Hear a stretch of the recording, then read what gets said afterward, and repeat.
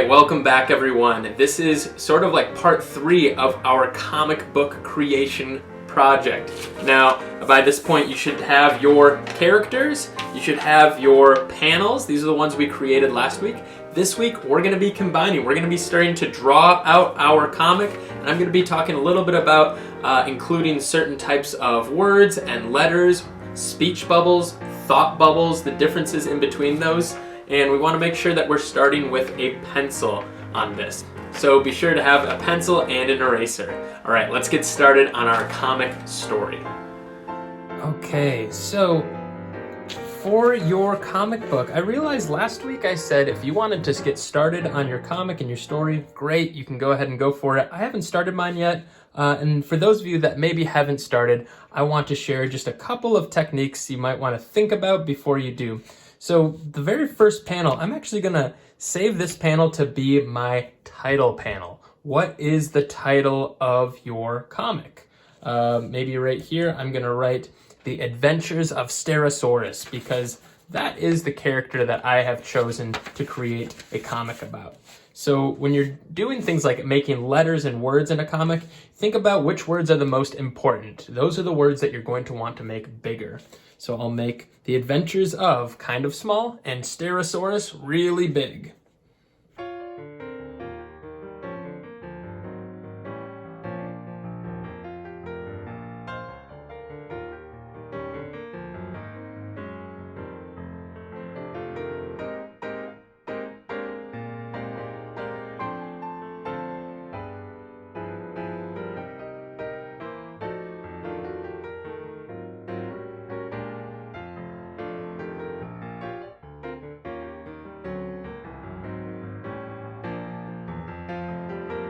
Now it's time to think about what kind of story do I want to create.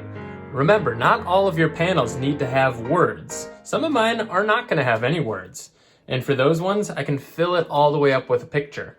But for the panels that do need words, I find it helpful to create those words first. That way, you don't have to scrunch the words in. So I'm going to start with a narration caption in this panel. And it's going to say, "One day, a dinosaur was walking through the forest." Now remember, when you create a caption, when it's a narration or no one in the panel is talking, we'll just draw a line underneath it. You can kind of turn it into like a box like this.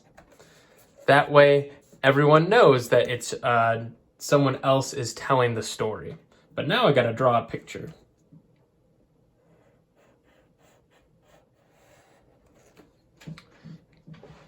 Next panel, all of a sudden, she heard a cry from a nearby cave. Now, I'm going to draw my cave on the side of a mountain. And I want to show that there's someone crying for help inside this cave. So in order to do that, I'm going to first start with the word help. And since they're crying it, I'm going to make the letters really big. And now I'll create my speech bubble around those letters.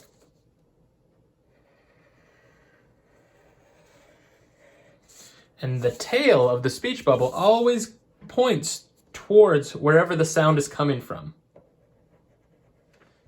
Just to show you an example of this, I'm going to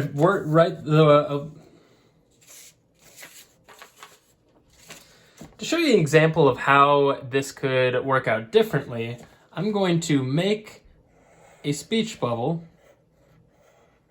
And then I want to draw the word help on the inside, or maybe I'll do help me. And remember, I want those letters to be big. H-E-L-P-M. Oh no, you can see that I ran out of room and my letters are actually going outside of the speech bubble. But if I write the letters first,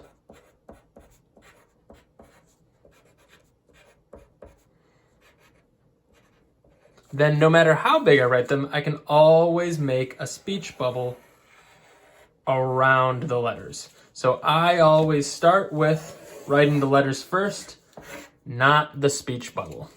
Okay, I'm going to continue on with my story.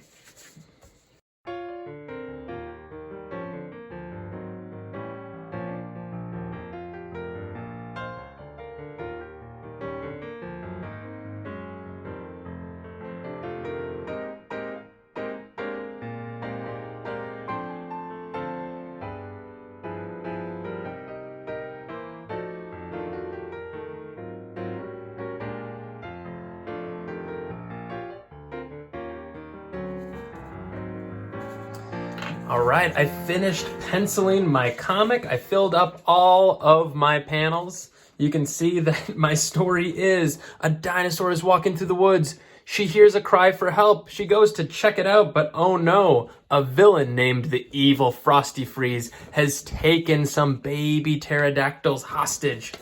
I'll stop you. Oh yeah? Take this. Bzzz. Frosty Freeze launches some ice chunks at the dinosaur. Blam! Oh no, these ice chunks really left a mark, but maybe I can use this. Whoosh! Ah! Stegosaurus blows Frosty Freeze off of the mountain cliff and uses her newfound staircase on the back of her spine to allow the dinosaurs down to safety.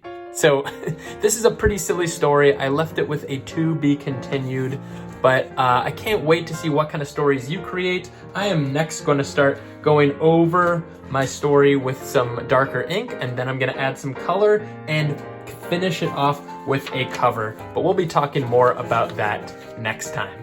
I can't wait to see what kind of stories you create, Van Heist. Thanks so much for watching, and we'll see you next time. Happy comic book making!